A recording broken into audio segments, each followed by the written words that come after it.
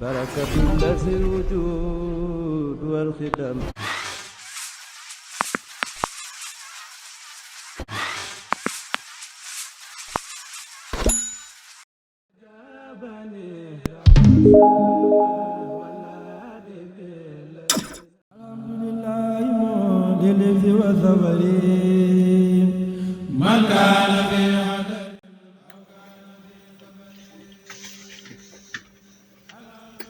waaw salaamaaleykum wa rahmatulah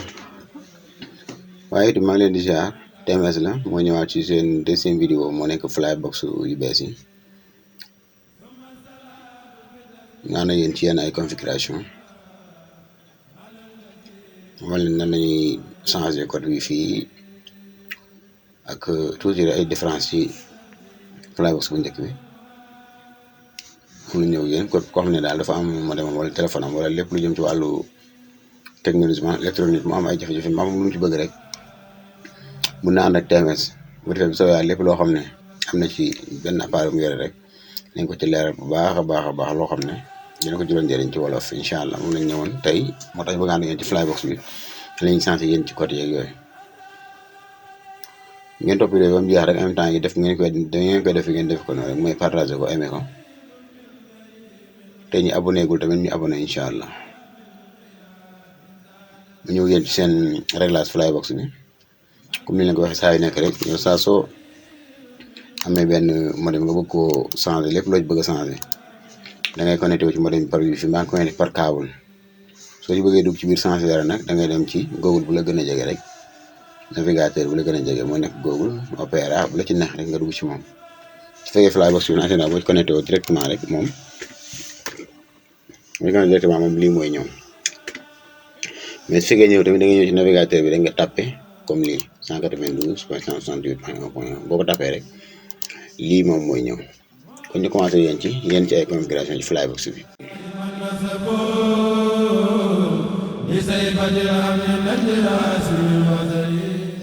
première page moom mooy nekk nii da ngeen di ñëw fii ngeen xool langue bi ngeen bëgg bi ngeen jubbu rek arabe bu mu doon français ngeen def boo defee directement dafay laaj code boo xam ne. mooy wane ne pour yow nga dugg ci biir modem bi code boobu ne mu leen di wax saa yu nekk rek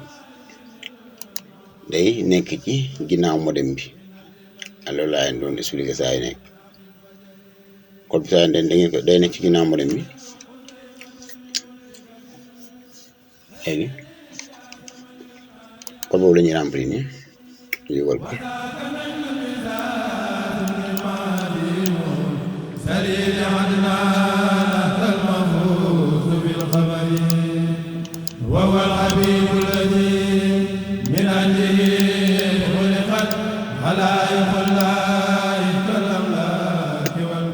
comme nii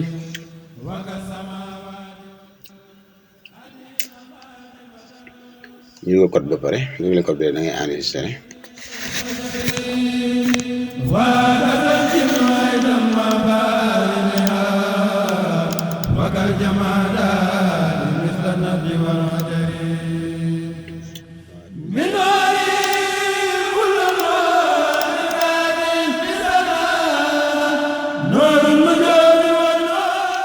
dugal nañ code bi ñu okkee ñëwaat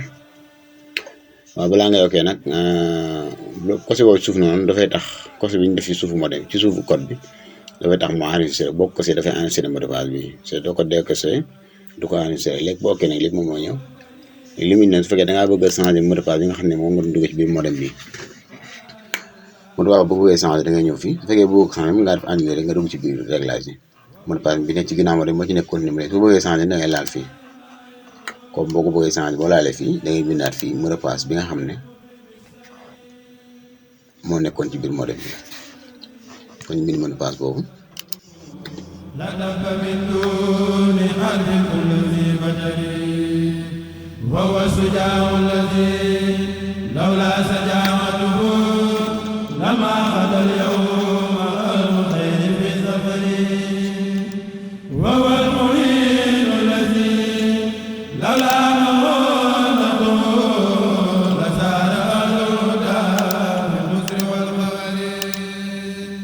وهو الذي سجد له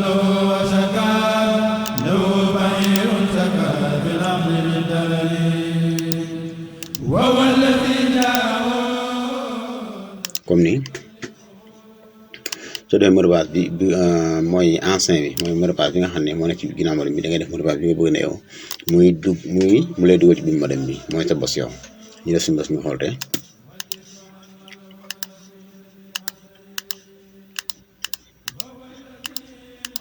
su baaxee day weer gis ngeen ko après ñu confirmer ko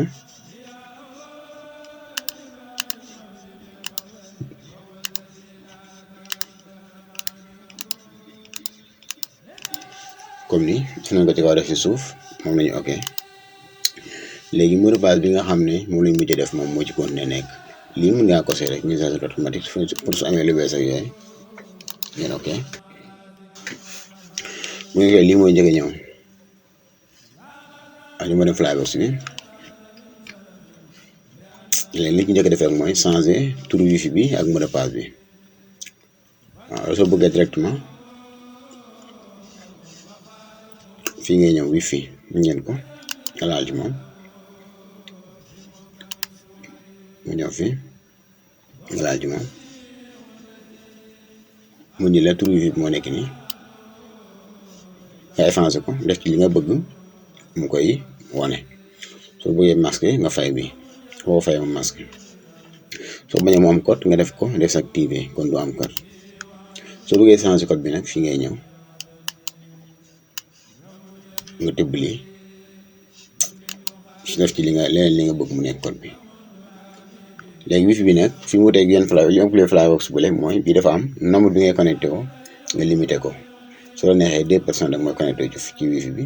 wala un sax muy yow wala 4 wala 3 yow ak sa soxna ak sa doom soo neexee def ko 6 bu nga yóbbaale kenn loolu soo bëggee fii nga ñëw fi ñu def 16 yi nii ngay yokk mbaa nga wàññi ko bu ko yokkee da ko yokk boo wàññi ba mu nekk 2 kon fii nii 2 personnes moom fi connecté wu comme ni ñu ko waxee yeneen wifi ci defee rek comme kër yi bu am tur wifi yu bari ci Flybox bu la neexee wifi bu nekk ni nga koy tuddee nga changé turam nga masqué ko bu la neexee nga changé mot de passe am nombre bi connecté wu nga yokk mbaa nga wàññi ko mooy 5C bi 4C nangam loolu ay lëfiñ la ci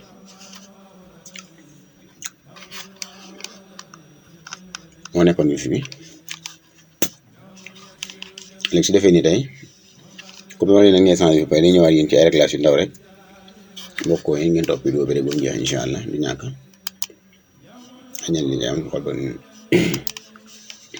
léegi fii moo nekk état moom moo lay wan puce bi nga connecté woo numéro téléphone bi ci nekk kan ak kan moo ci connecté wu ci wifi bi ak yooyu yëpp vitesse bi ñaata nga connecté wu ñaata moo des forfait bi li nga jëfandikoo yëpp fii moom moo la koy wan léegi soo ñëwee ak bi daf lay indil